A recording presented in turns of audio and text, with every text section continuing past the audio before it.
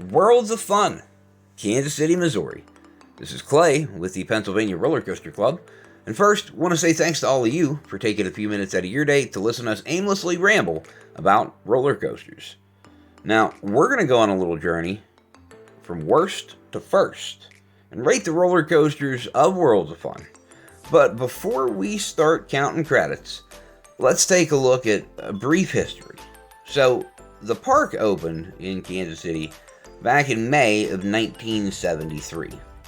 Now, fast forward roughly 27 years, and in 95, Worlds of Fun was acquired by Cedar Fair for $40 million. Now, as it stands now, there had been original capital investment into the park. But over the last decade to 15 years, not much had been invested into this park. Until recently when they added their 8th coaster, but where does it rank? Let's find out. Number 8, Cosmic Coaster.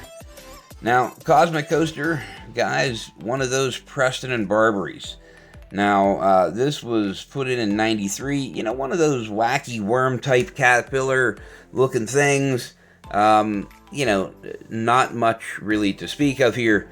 But if you have a wee little tyke and they can't handle, taking that next step up, it might be for you. Number 7, Boomerang.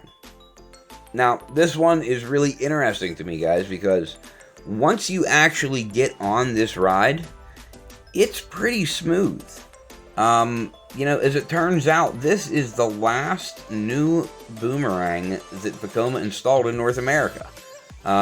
Which is pretty cool. Now, it is smooth, but that's probably because hardly anyone gets to ride it. This thing experiences downtime after downtime after downtime, and when it is working, it could be one of the worst dispatch times of any roller coaster at any park I've ever been on in the United States. So maybe that's why the track is still smooth, but I guess we'll never know. Moving on, number 6, Timberwolf. Now, guys, they did a little bit of retracking to this ride, but it apparently needed a whole lot of retracking. Look, either retrack the whole thing or tear this torture device down. I got off this ride so bruised and beaten and battered from how defensively I had to ride this. And I am typically a hands in the air, throw all caution to the wind type rider. And I physically couldn't endure it. I was in pain. Not good. So, you see this section appears to have been retracked, but guys, I gotta be honest, even if you retract this, due to the lack of fun in the layout, I'm not too sure how much better it gets. Number 5, Spinning Dragons. So, anytime that you have a Gerstlauer spinning coaster, sign me up. They're not gonna be better than Mach spinners, but they're gonna be better than the Maurer spinners. And the layout is way better than the Maurer spinners. So, I don't know if you guys have got to ride these Pandemonium style rides, but if you have not, please find a park, find a Six Flags. They're typically the culprits that have them everywhere. And get on. Super, super fun. Moving on. Number 4, Zambezi Zinger. Now, I had high expectations for this, but again, experiences tremendous amounts of downtime.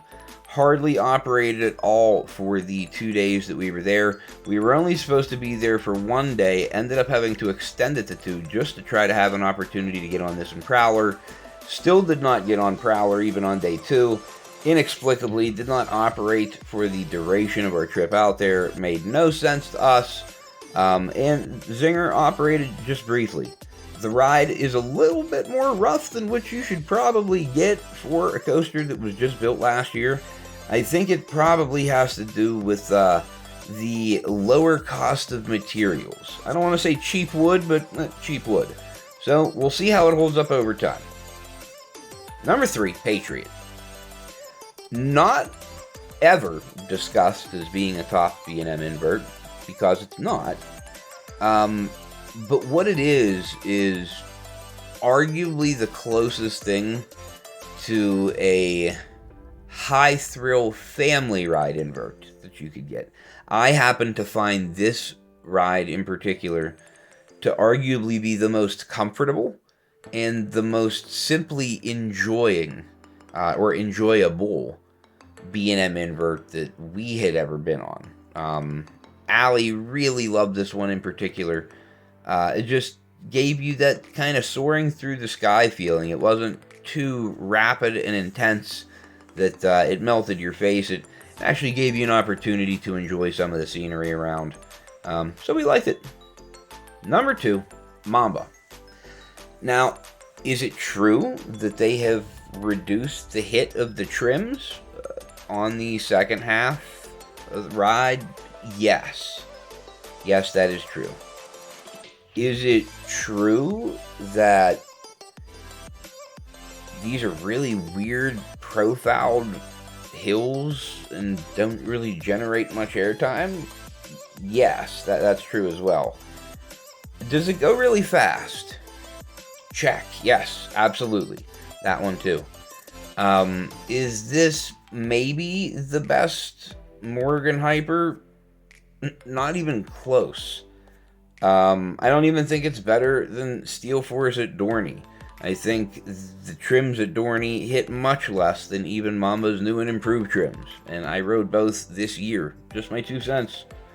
But number 1, I had to make a special trip back out just to ride this ride, and we're not talking a couple hour drive, so there had to be some other purpose behind it, which of course I found some and created some to be able to make this happen.